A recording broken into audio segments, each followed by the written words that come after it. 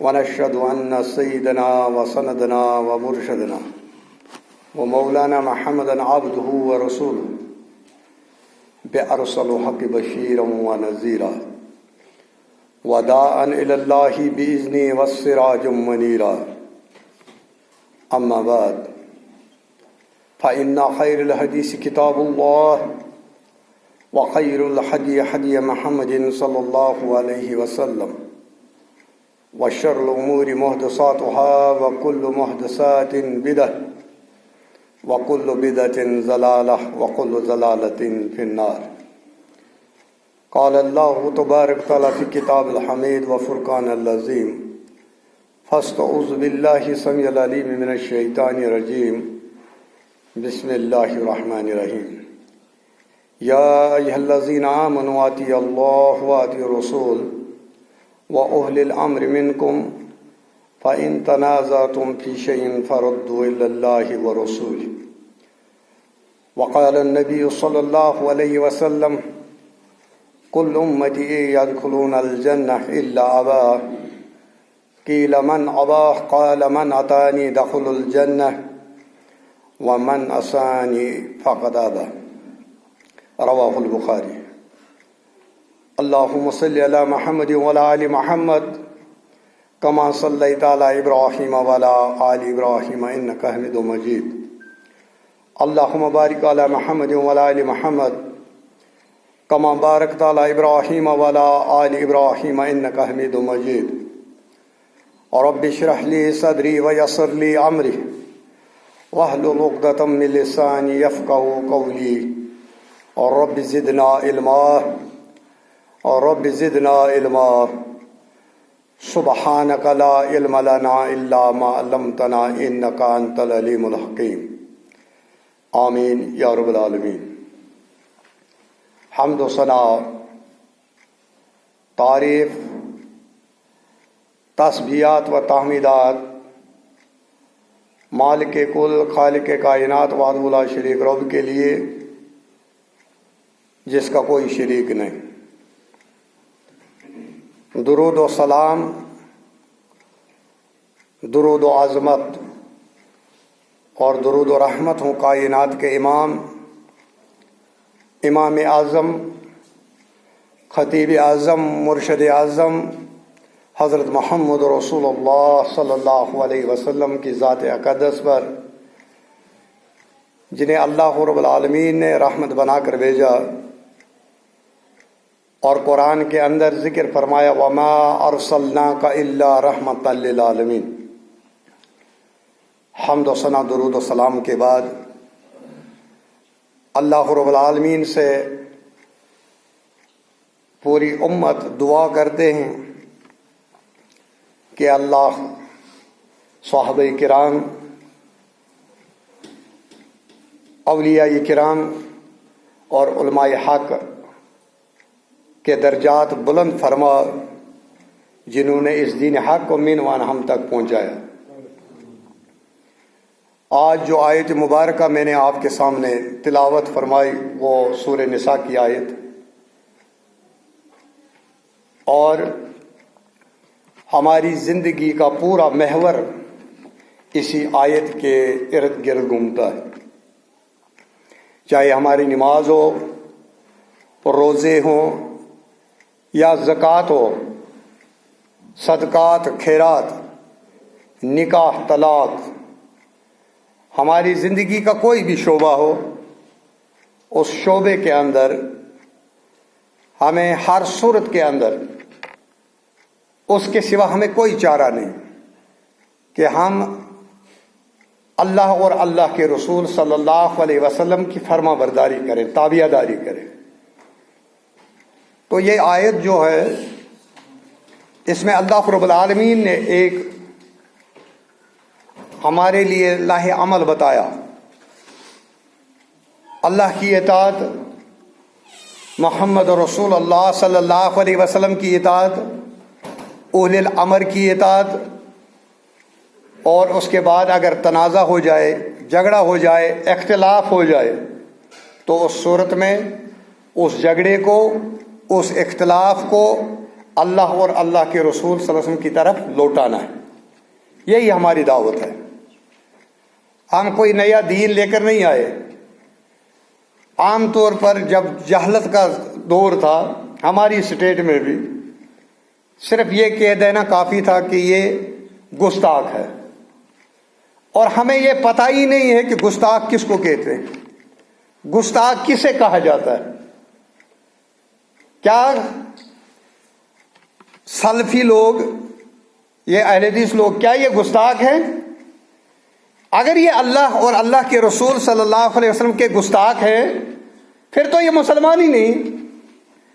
لیکن کائنات کے رب کی قسم، رب وحدہ لا شریک کی قسم، اگر اللہ اور اللہ کے رسول صلی اللہ علیہ وسلم کی اطاعت کرنے والے اہل حدیث نہیں ہیں پھر کائنات کے اندر کوئی جماعت موجود نہیں ہے جو اللہ اور اللہ کے رسول صلی اللہ علیہ وسلم کی اطاعت کرتا ہو. ہم سب کی عزت کرتے ہیں، صحابہ کی عزت ہے، یہ ہمارا ایمان ہے. اولیاء جو ہیں بزرگان دین ان کی عزت کرنا یہ ہمارا ایمان ہے. انبیاء کی عزت کرنا، ان کی تابعہ داری کرنا، محمد رسول اللہ صلی اللہ علیہ وسلم کی تابعہ داری کرنا یہ ہمارا ایمان ہے. محمد رسول اللہ صلی اللہ علیہ وسلم کی مہر کے بغیر کوئی آدمی جنت کے اندر داخل نہیں ہو سکتا، اس کا داخلہ ناممکن ہے. پوری کائنات کے لوگ اگر اس کو سفارش کے لیے آ جائیں وہ اس کی سفارش نہیں کر سکتے. کیوں؟ جب تک اس پروانے پر، جو پروانہ لے کر یہ جنت کے اندر داخل ہو جائے گا، اس پروانے پر محمد رسول اللہ صلی اللہ علیہ وسلم کی مہر نہ ہو وہ تمام اعمال برباد ہو جائیں گے. محمد صلی اللہ علیہ وسلم کی مہر کے بغیر کوئی بھی عمل قبول نہیں ہوگا. تو اللہ رب العالمین فرماتے یا ایھا الذین آمنو، اے با ایمان لوگو، اے ایمان والو، اے وہ لوگوں جن کو اللہ پر ایمان ہے، اے وہ لوگوں جن کو اللہ کے رسول صلی اللہ علیہ وسلم کی رسالت پر ایمان ہے، جن کو آخرت پر ایمان ہے، مرنے اور جینے پر ایمان ہے، مر کر جی اٹھنے پر ایمان ہے، قیامت کے دن پر جن کو ایمان ہے ان کو بلایا جا رہا ہے. اللہ رب العالمین نے جب عوام کو بلایا، ہر تمام کائنات کو جب بلایا، یا ایھا الناس، اے کائنات کے لوگوں، اتقوا ربکم الذی خلقکم من نفس واحدہ، ڈرو اس پروردگار سے جس نے تم لوگوں کو ایک جوڑے سے پیدا فرمایا ہے. یہ عوام کو، پوری کائنات کے لوگوں کو خطاب ہے. لیکن جب یا ایھا الذین آمنو، جب یہ اس طریقے کی آیت آئے تو اللہ رب العالمین کسی خاص جماعت کو بلا رہا ہے جن کا ایمان اللہ پر ہے، جن کا ایمان اللہ کے رسول صلی اللہ علیہ وسلم کی رسالت پر ہے، ان کو بلاوا ہے. یا ایھا الذین آمنو آتی اللہ، اللہ کی اطاعت کرو، اللہ کی فرما برداری کرو. اللہ کی فرما برداری کیسے کریں؟ ہمیں پتہ کیسے چلے گا کہ اللہ کی فرما برداری کیسے کریں گے؟ تو اللہ تعالیٰ نے فرمایا وَآتِیُوا الرَّسُولَ، رسول صلی اللہ علیہ وسلم کی اطاعت کرو. وہی رسول، وہی نبی پیغمبر تمہیں میری اطاعت سکھائے گا. ہمیں تو پتہ نہیں ہے اللہ کی اطاعت کیسے کرنی ہے، ہمیں کون بتائے؟ ہمیں تب پتہ چلے گا جب ہم محمد رسول اللہ صلی اللہ علیہ وسلم کی اطاعت کریں. کیونکہ قرآن مجید کے اندر ایک جگہ پہ اللہ رب العالمین نے فرمایا وَمَن يُطِعِ الرَّسُولَ فَقَدْ أَطَاعَ اللَّهَ، جس نے نبی کی اطاعت کی اسی نے اللہ کی اطاعت کی. جس نے نبی کی بات کو مانا اسی نے اللہ کی بات کو مانا. یعنی ہم اللہ کو تو دیکھ نہیں سکتے، اللہ کے احکامات ہم نے اترتے ہوئے نہیں دیکھا، قرآن کو ہم نے اترتے ہوئے نہیں دیکھا. ہمیں کس نے بتایا؟ اللہ کے رسول حضرت محمد رسول اللہ صلی اللہ علیہ وسلم، انہوں نے ہمیں بتایا کہ اللہ کیا ہوتا ہے، اللہ کی وحدانیت کیا ہے، توحید کیا ہے، اللہ کا حکم کیا ہے، اللہ کا فرمان کیا ہے، اللہ کے احکامات کیا ہیں، اللہ کی حدود کیا ہے، اللہ کن چیزوں سے روکتا ہے، اللہ کن چیزوں کو کرنے کا حکم دیتا ہے. کس نے بتایا؟ حضرت محمد رسول اللہ صلی اللہ علیہ وسلم. یا ایھا الذین آمنوا آتی اللہ وآتی رسول، اور رسول کی اطاعت کرو صلی اللہ علیہ وسلم. وَأُولِي الْأَمْرِ مِنْكُمْ، اور تم میں سے تمہارے امیر جو ہیں، تمہارے سربراہ ان کی بھی اطاعت کرو۔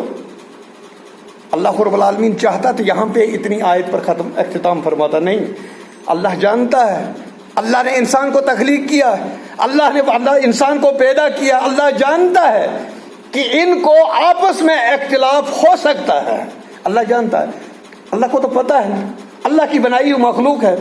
جب ہم کسی چیز کو بناتے ہیں کسی فیکٹری میں، ہمیں پتہ ہوتا ہے اس میں کون کون سی کمزوری ہے، تو اللہ جانتا ہے کہ یہ کیا کرنے والے۔ ہماری روح جب عالم ارواح میں تھی، ابھی انسان وجود میں آدم بھی نہیں آیا تھا، 50,000 سال پہلے ہماری تقدیر لکھی جا چکی ہے، اس میں لکھا جا چکا ہے۔ تو اللہ رب العالمین نے فرمایا وَأُولِي الْأَمْرِ مِنْكُمْ، جو تمہارے بڑے ہوں، جو تمہارے امیر ہوں، جو تمہارے سربراہ ہوں، ان کی بھی اطاعت کرو۔ تو اللہ رب العالمین نے اس کا حل بتا دیا، فَإِن تَنَازَعْتُمْ فِي شَيْءٍ، اگر آپس میں کسی چیز میں تمہیں اختلاف ہو جائے، اگر آپس میں کسی بات پہ تمہیں اختلاف ہو جائے، یہ مسلمانوں کے درمیان ہے جب اختلاف ہو جائے، کفار مشرکین کے درمیان نہیں، یہ مسلمانوں کے لیے یہ آیت ہے۔ اگر تم لوگوں کو میری بات کو سمجھنے میں، عمل کرنے میں اختلاف ہو جائے، دو جماعتیں ہو جائیں، دو گروپ بن جائیں، دو پارٹیاں بن جائیں، پھر کیا کرنا ہے؟ فَرُدُّوا إِلَى اللَّهِ، تو اس کو فیصلے کے لیے اللہ کی طرف لوٹا دو، یعنی اللہ کی کتاب کی طرف، قرآن کی طرف لوٹا دو۔ فَرُدُّوا إِلَى اللَّهِ وَرَسُولِهِ، اور رسول کی طرف لوٹا دو۔ رسول کی طرف لوٹانا کیا ہوا؟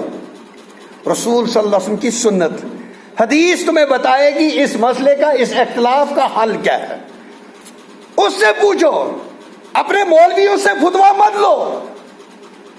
اگر آپس میں اختلاف ہو گیا، اللہ کی کتاب کی طرف رجوع کرو، کتاب کلام اللہ کی طرف رجوع کرو، نبی کائنات صلی اللہ علیہ وسلم کی سنت کی طرف رجوع کرو، احادیث مبارکہ کی طرف رجوع کرو، تمہیں اس سنت میں اس کا حل مل جائے گا، اس سوال کا جواب مل جائے گا۔ یقین مانیے، جب انسان صحیح بخاری پڑھتا ہے، صحیح بخاری کے اندر اللہ کے نبی صلی اللہ علیہ وسلم، متفق علیہ حدیث ہے، نبی کائنات صلی اللہ علیہ وسلم فرماتے ہیں جب آپ وضو بنانے لگو، آپ ایک چلو بھر پانی لو، اپنے منہ میں بھی ڈالو اور اپنے ناک میں بھی چڑھاؤ، اور اس کو اندر سے صاف کرو اور اس کو صاف کرو۔ کیا جس دین میں رہبر اعظم، پیغمبر اعظم، امام اعظم حضرت محمد رسول اللہ صلی اللہ علیہ وسلم اپنے فالوورز کو، اپنے ماننے والوں کو ناک صاف کرانا سکھاتا ہو، کیا اس دین کے اندر قیامت آنے تک کوئی چیز کمی رہ سکتی ہے؟ کوئی چیز کم ہو سکتی ہے؟ ناک صاف کرانا نبی کریم صلی اللہ علیہ وسلم نے سکھایا، وضو بنانا نبی نے سکھایا، غسل کرنا نبی نے سکھایا، نکاح کرنا نبی نے سکھایا۔ اگر تک دو میاں بیوی میں اختلاف ہو جائے، ان دونوں کو الگ کرنے کا طریقہ نبی نے سکھایا۔ آپ کو نکاح کے بعد اگر طلاق ہوتی ہے، اس کا طریقہ نبی نے سکھایا۔ اگر آپ شادی کرتے، نبی نے طریقہ سکھایا۔ اگر آپ روزہ رکھتے تھے، نبی نے طریقہ سکھایا۔ روزہ کیسے برابر ہو جائے، نبی نے طریقہ سکھایا۔ وضو کے اندر کیا کیا چیزیں آپ نے اختیار کرنی، ہاتھ کو کتنے بار دھونا ہے، نبی نے سکھایا صلی اللہ علیہ وسلم۔ ہر چیز کو سکھا کر گئے اللہ کے نبی صلی اللہ علیہ وسلم۔ اسی لیے اللہ رب العالمین نے آیت نازل کی، الیوم اکملت لکم دینکم واتممت علیکم نعمتی، میں نے تمہارا دین تمہارے لیے مکمل کر دیا اور نعمت تمام کر دی ہے۔ الیوم، آج کے دین مکمل ہو چکا ہے۔ دین میں کوئی زیادتی کرنے کی ضرورت نہیں، اس کو بڑھانے کی ضرورت نہیں، اس کو گھٹانے کی ضرورت نہیں۔ جو گھٹائے گا وہ بھی جہنم میں جائے گا، جو بڑھائے گا وہ بھی جہنم میں جائے گا۔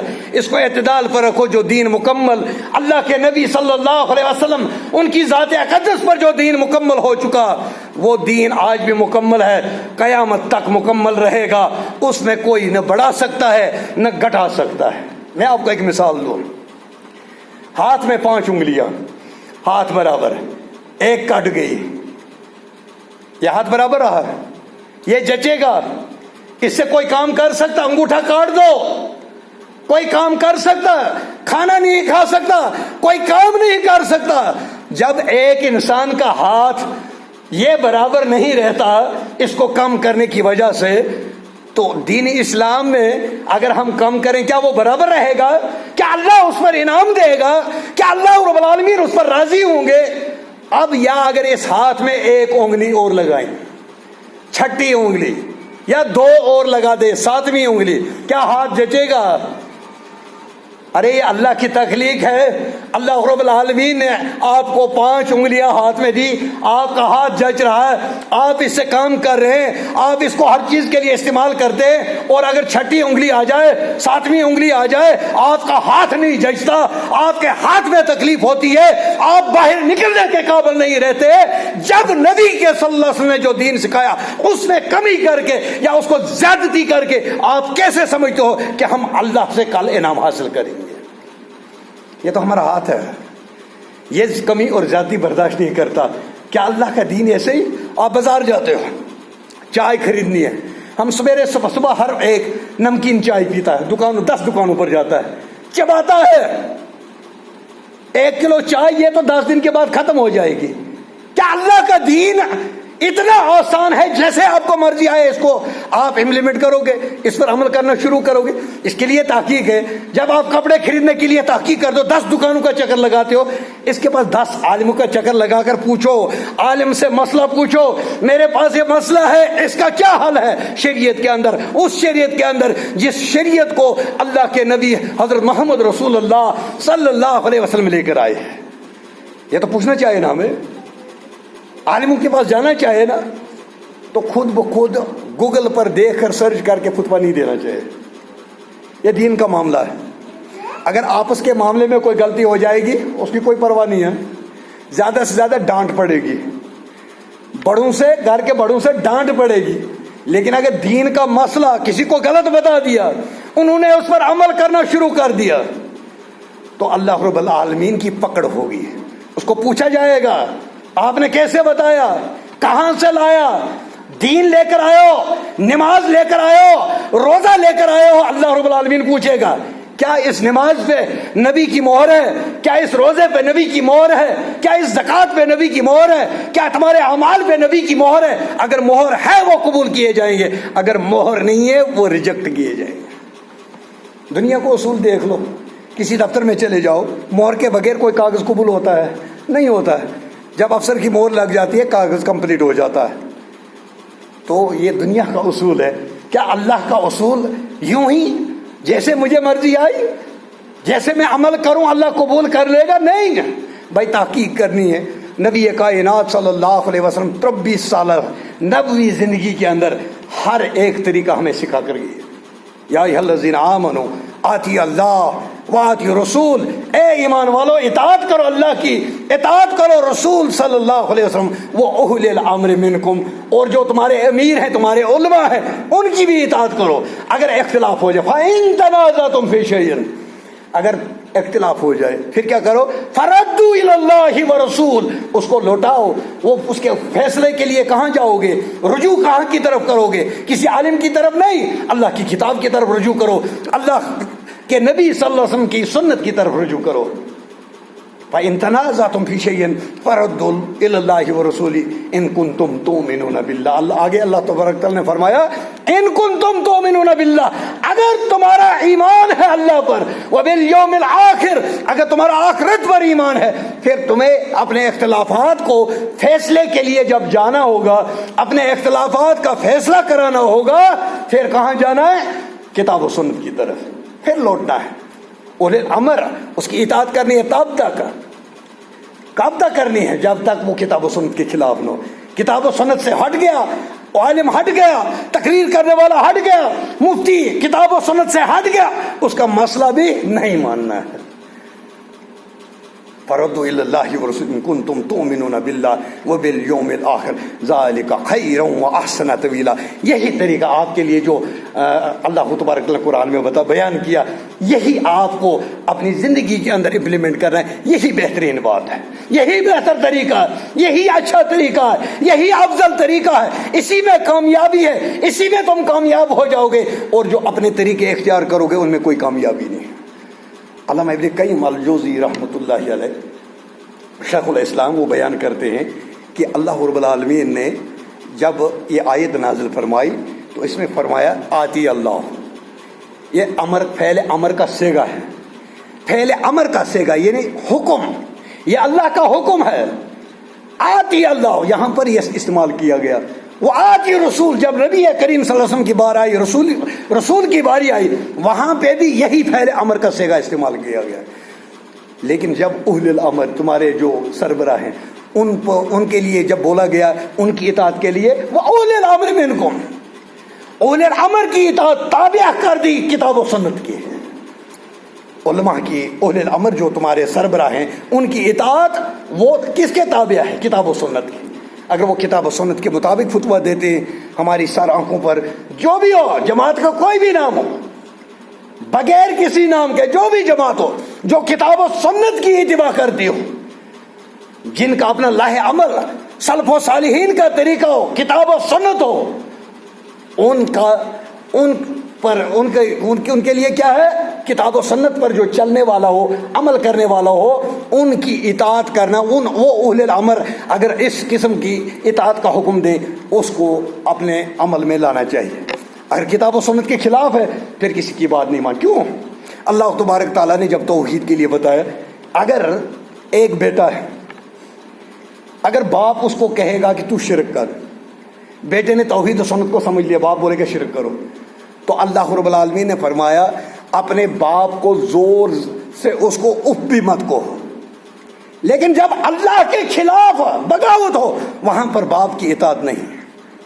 جہاں پر کتاب و سنت کی مخالفت ہو وہاں اہل امر کی اطاعت وہ ساکت ہو جاتی ہے۔ ایک صحابی کو اللہ کے نبی صلی اللہ علیہ وسلم نے ایک جماعت کا امیر بنا کر بھیجا، ایک ٹکڑی بھیجی، 50 60 70 100 آدمی کتنے تھے وہ چلے گئے۔ وہ امیر، ان کو غصہ آیا، امیر کو غصہ آیا، اس نے بولا لکڑیاں جمع کرو، لکڑیاں جمع کی گئی، لکڑیاں جب جمع، بولا آگ جلاؤ، امیر نے حکم دیا، آگ بھی جلائی گئی۔ تو امیر نے حکم دیا جو اپنے جو 7 آدمی تھے، بولا اس آگ کے اندر کود جاؤ، لیکن وہ آگ کے اندر کودے نہیں۔ کچھ دیر کے بعد اس امیر کا غصہ ٹھنڈا ہو گیا، تو واپس جب محمد رسول اللہ صلی اللہ علیہ وسلم کے درگاہ میں آئے تو بارگاہ میں پوچھا سوال کہ ہمارے امیر نے اس طرح حکم دیا۔ فرمایا میرے صحابہ تم جہنم کے گڑھے کے قریب پہنچے تھے، میں نے آپ کو کھینچ کھینچ کے جہنم سے نکالا، اور اگر آج آپ اس آگ کے اندر کود جاتے تو میں اس کے اندر سے قیامت تک کوئی نہیں نکالتا اس آگ سے۔ کیوں؟ ساتھ میں بتایا اطاعت اہل الامر کی ہے، معروف کے اندر، منکر کے اندر امیر کی اطاعت جائز نہیں ہے، حرام ہے۔ لیکن ہمارے معاشرے کے اندر جب ہم اپنی سوسائٹی کو دیکھتے ہیں، اپنے معاشرے کو دیکھتے ہیں، اس میں کیا ہے؟ عالم نے جو بول دیا یہ حرف آخر ہے، چاہے پھر حدیث کوئی سنائے، چاہے پھر قرآن کی آیتوں کے خلاف ہو، حدیث کے خلاف ہو، پھر نہیں میرے عالم نے بول دیا